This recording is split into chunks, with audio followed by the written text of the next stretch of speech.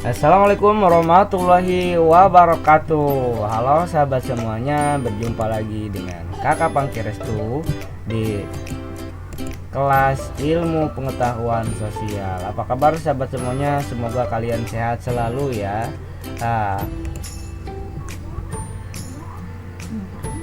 Oke sahabat semuanya, pada pertemuan kali ini kita akan belajar periodisasi masa praaksara berdasarkan perkembangan kehidupan.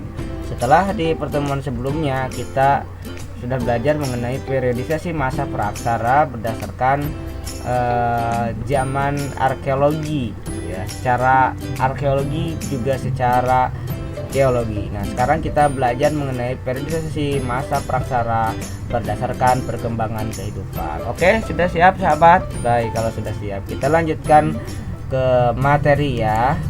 Nah, bagaimana perkembangan manusia pada masa tersebut? Bagaimana cara mereka memenuhi kebutuhan hidup? Dan bagaimana hubungan antar mereka dalam membentuk kelompok? Kita akan sama-sama pelajarinya ya sahabat semuanya. Periodisasi masa praaksara berdasarkan perkembangan kehidupan berdasarkan atas kehidupan manusia praaksara tersebut. Nah sahabat, periodisasi berdasarkan perkembangan kehidupan ini dapat dibedakan menjadi tiga. Yang pertama, masa berburu dan meramu makanan. Kemudian yang kedua, masa bercocok tanam. Dan yang ketiga, masa perundagian. Oke, kita akan bahas satu-satu dulu ya. Kita akan bahas mengenai masa berburu dan meramu makanan ya sahabat.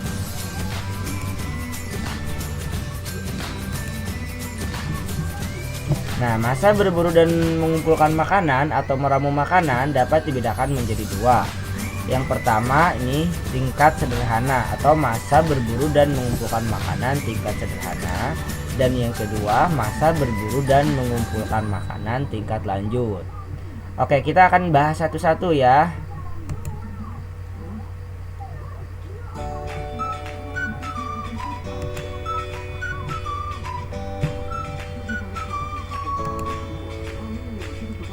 Masa berburu dan mengumpulkan makanan tingkat sederhana ya.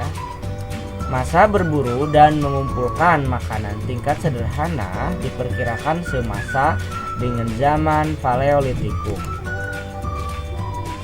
Pada masa ini peradaban manusia masih rendah, manusia masih mengembara, berpindah-pindah tempat sebagai pemburu binatang dan penangkap ikan. Di samping itu, mereka juga meramu, yakni mencari dan mengumpulkan makanan. Jenis makanan yang dikumpulkan misalnya ubi-ubian, buah-buahan, dan daun-daunan yang tumbuh di alam.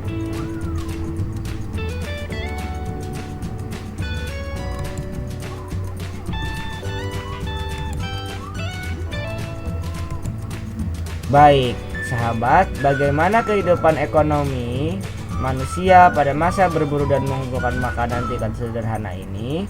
Kehidupan ekonomi manusia pada masa berburu dan mengumpulkan makanan tingkat sederhana masih sangat bergantung sepenuhnya pada alam.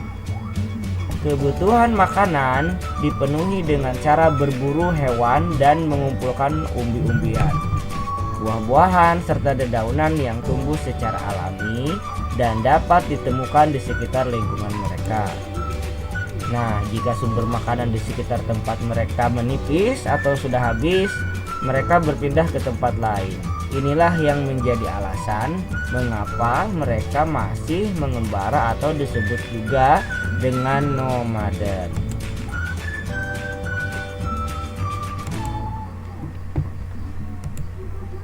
Nah, bagaimana kehidupan sosial?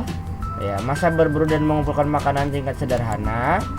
Manusia pada masa berburu dan mengumpulkan makanan tingkat sederhana hidup secara berkelompok yang tersusun dari keluarga-keluarga kecil. Anggota kelompok yang laki-laki melakukan perburuan dan yang perempuan mengumpulkan makanan dari tumbuh-tumbuhan serta hewan-hewan kecil. Mereka selalu berpindah-pindah tempat mencari tempat tinggal baru yang banyak terdapat binatang buruan dan bahan makanan. Selain itu juga, manusia pada masa ini juga sering mencari tempat-tempat yang ada airnya. Tempat yang mereka pilih ialah di padang-padang rumput diselingi semak belukar yang sering dilalui binatang buruan. Kadang-kadang mereka memilih tempat tinggal di tepi jalan, di tepi pantai, ya, sebab di situ mereka dapat mencari kerang dan binatang-binatang laut lainnya. Nah, itu kehidupan sosialnya ya sahabat. Nah, bagaimana kehidupan budayanya? Masa berburu dan mengumpulkan makanan tingkat sederhana. Pada masa ini, manusia sudah mampu membuat alat-alat sederhana dari batu atau tulang dan juga kayu.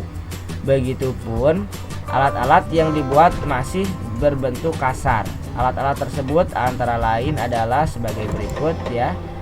Alat-alat batu inti terdiri dari kapak berimbas, kapak penetak, pahat genggam, dan kapak genggam. Kemudian ada juga alat serpi yang digunakan untuk pisau, peraut, gurdi, mata panah, dan untuk menguliti umbi-umbian. Lanjutnya ada juga alat dari tulang dan kayu.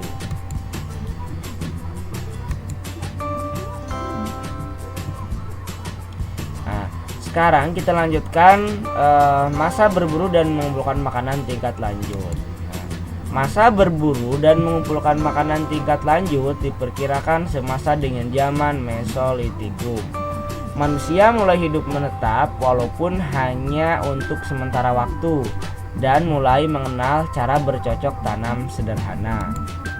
Selain itu, tampak pula beberapa kegiatan manusia yang menghasilkan sesuatu yang belum dicapai pada masa sebelumnya, seperti lukisan dinding gua atau dinding karang.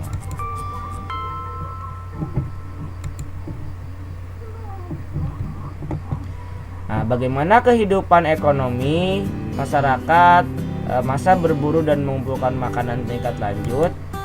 Manusia pada masa berburu dan mengumpulkan makanan tingkat lanjut sudah mengenal cara bercocok tanam dengan sistem berladang.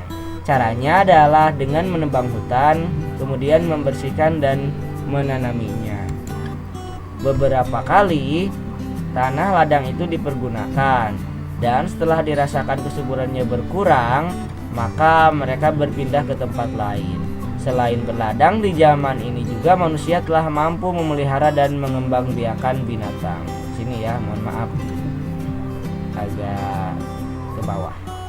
Kita lanjut lagi ya. Kehidupan sosial ketika masa berburu dan mengumpulkan makanan tingkat lanjut. Kehidupan sosial manusia pada masa berburu dan mengumpulkan makanan tingkat lanjut masih dipengaruhi oleh cara hidup pada masa sebelumnya. Mereka masih melakukan perburuan hewan, menangkap ikan, mencari kerang, dan mengumpulkan makanan dari lingkungan sekitarnya. Meskipun demikian, manusia mengalami perubahan yang cukup signifikan. Manusia secara berkelompok mulai hidup menetap dengan memilih gua sebagai tempat tinggalnya. Biasanya gua yang dipilih adalah gua yang letaknya cukup tinggi, yaitu di lereng bukit dan dekat dengan mata air.